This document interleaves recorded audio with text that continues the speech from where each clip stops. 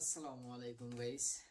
অনেকে হয়তো বা শুনছেন যে শেয়ার বাজারে ট্রেডিং করে কোটিপতি হয়ে গেছে কিংবা সবকিছু হারিয়ে নিঃস্ব হয়ে গেছে। সো আমি আসলে মূলত বলবো আসলে ট্রেডিংটা কি। ট্রেডিং হচ্ছে বাই সেল করা। বাই সেল মানে একটা জিনিস আপনি কম দামে কিনছেন এবং সেটাকে বেশি দামে বিক্রি করে দিচ্ছেন, একটা বিজনেসের মতন। সো ধরেন আপনি একটা জিনিস $20 দিয়ে কিনছেন এবং 5 দিন 10 দিন পর এই জিনিসটার দাম $25 হয়ে গেছে। সো আপনি $25 বিক্রি করে দিচ্ছেন।